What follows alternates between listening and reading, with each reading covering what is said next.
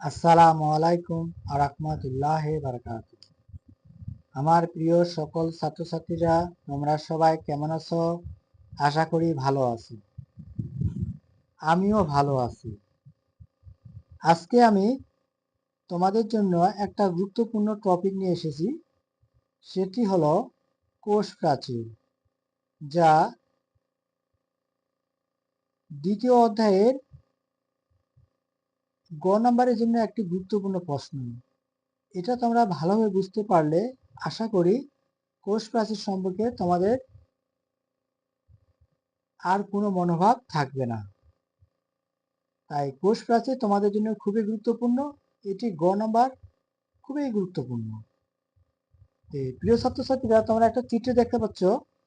এই চিত্রটি একটি কোষ প্রাচীর, যে দেখতে হবে চিত্র কোষ প্রাচীর।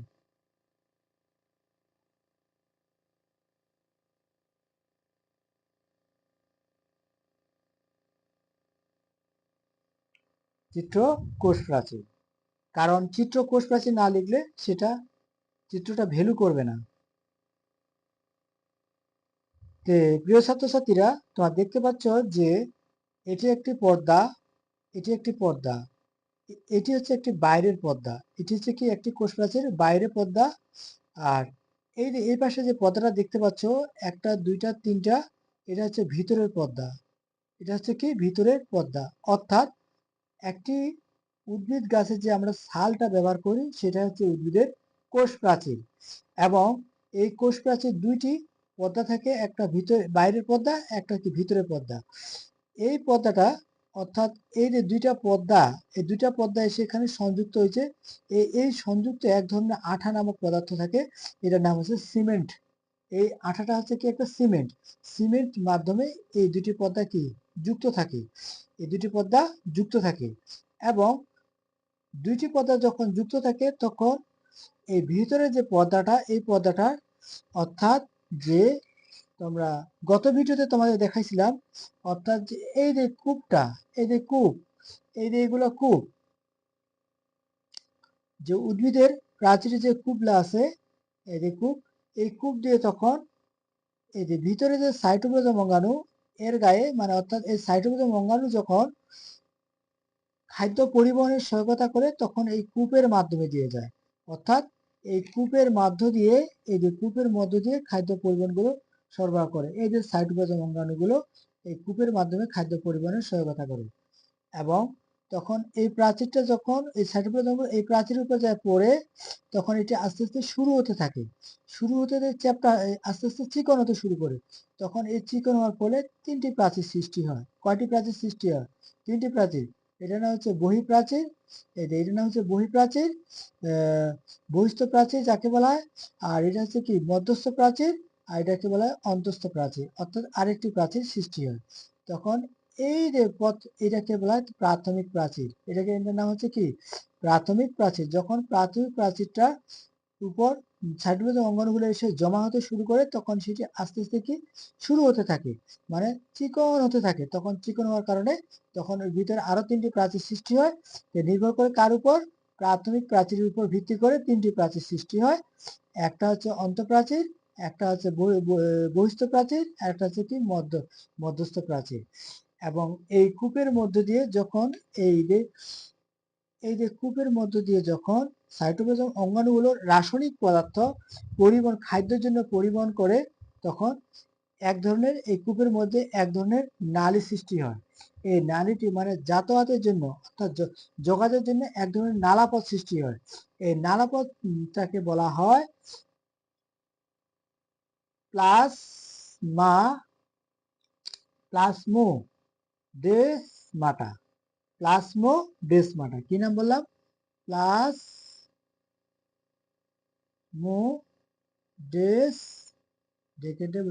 ডেসমাটা, প্লাজমোডেসমাটা। অর্থাৎ এই কূপের মধ্যের ভিতর দিয়ে যে সাইটোপ্লাজম অঙ্গাণুর জন্য খাদ্য সরবরাহ করে, সেটা হচ্ছে কি প্লাজমোডেসমাটা। প্রিয় ছাত্রছাত্রীরা, তোমরা এই কোষ প্রাচীর চিত্রটি হয়তো বুঝতে পারছো। এর বিবরণ এর বিবরণ সম্পর্কে আমি তোমাদের বলতেছি। আগে কোষ প্রাচীর কাকে বলে? যে কোষ প্রাচীর হলো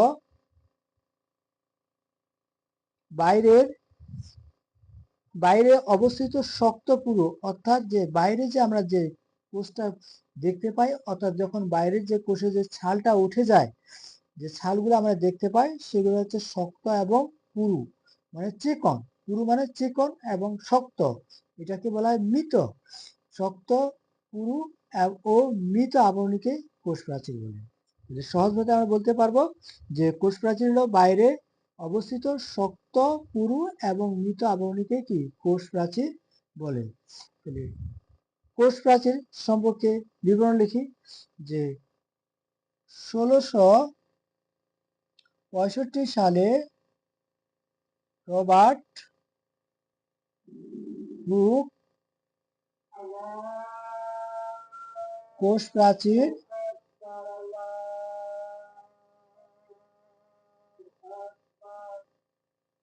আবিষ্কার করেন। শুধুমাত্র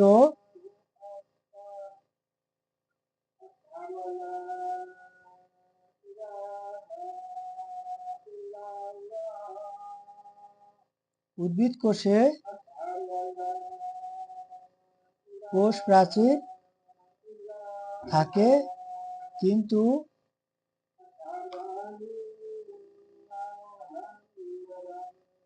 প্রাণী কোষে কোষ প্রাচীর থাকে না। তাহলে উদ্ভিদ কোষে শুধুমাত্র কোষ প্রাচীর থাকে, কিন্তু প্রাণী কোষে কোষ প্রাচীর থাকে না।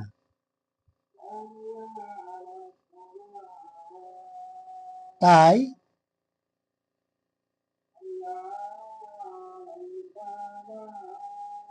উদ্ভিদ কোষের চারপাশে উদ্ভিদ কোষের যে চারপাশে, অর্থাৎ উদ্ভিদ কোষের প্রাচীরটির কি চারপাশে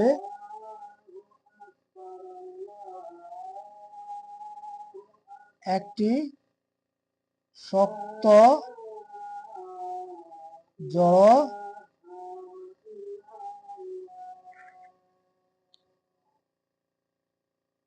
আবরণ থাকে,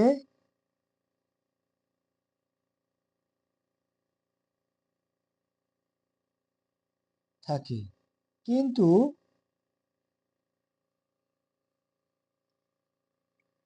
কয়টি কোষ প্রাচীর? অথচ দুইটি, একটা বাইরে এবং একটি ভিতরে। কিন্তু দুইটি কোষ প্রাচীর মধ্যে দুইটি কোষ প্রাচীরের মধ্যে যে সংযোজন পর্দা দ্বারা আবৃত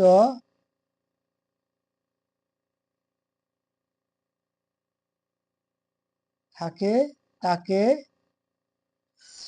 কি বলবো? যে দুইটি সংযোজন পর্দা দ্বারা যে আবৃত থাকে তাকে কি বলবো? সিমেন্ট বলবো। কি বলবো? তাকে সিমেন্ট বলে। কি বলে? সিমেন্ট বলে।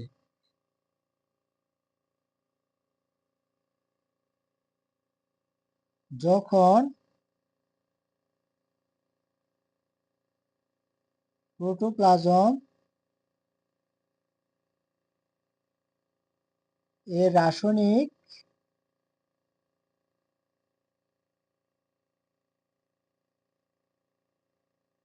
উপাদানগুলো, অর্থাৎ যখন সাইটোপ্লাজম বা প্রোটোপ্লাজমের রাসায়নিক উপাদানগুলো প্রথম প্রাচীরের উপর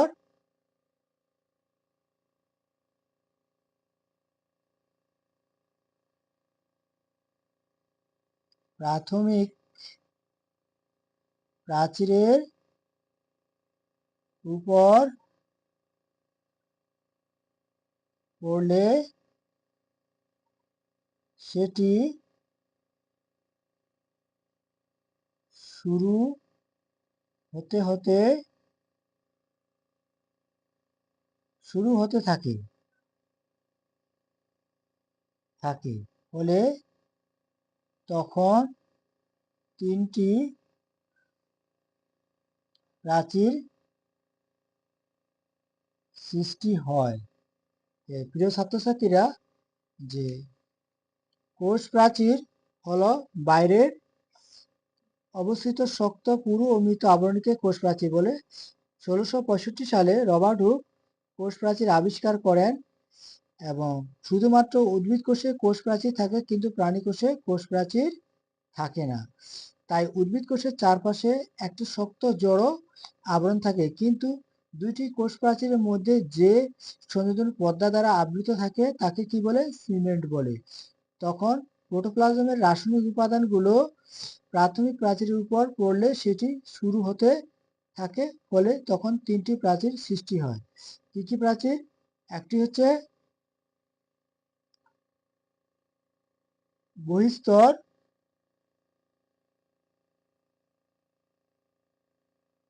অন্তঃস্তর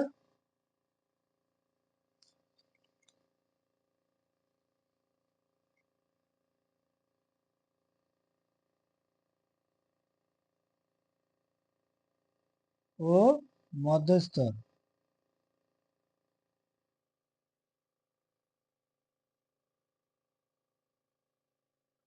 কিন্তু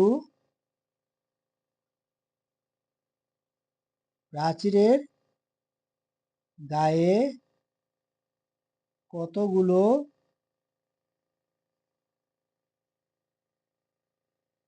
কূপ থাকে, এই কূপ দিয়ে সাইটোপ্লাজম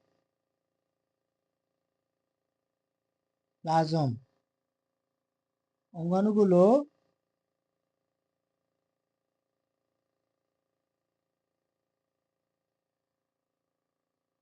খাদ্য পরিবহনের জন্য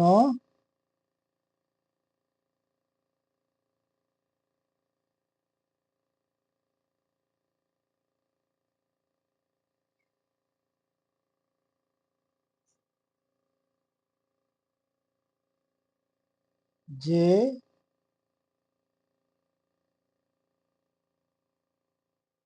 নালীপথ ব্যবহার করে তাকেই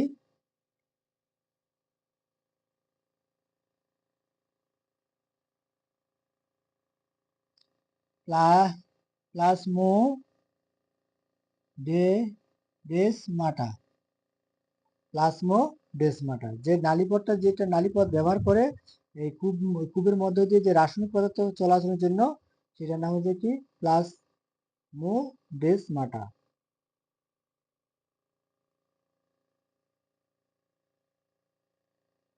তাকে প্লাজমোডেসমাটা বলে।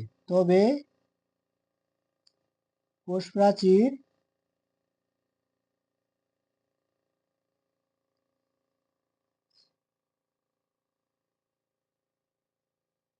সেলুলোজ, হেমিসেলুলোজ,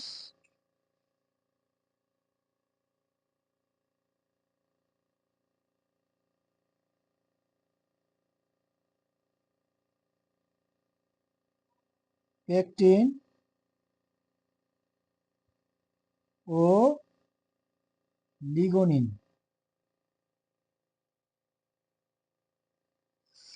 পেকটিন লিগনিন দ্বারা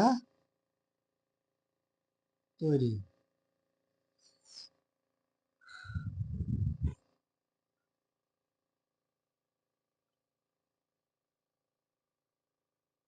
ব্যাকটেরিয়া কোষ প্রাচীর প্রোটিন, লিপিড এবং শর্করা দ্বারা তৈরি, আর ছত্রাকের কোষ প্রাচীর কাইটিন দ্বারা তৈরি।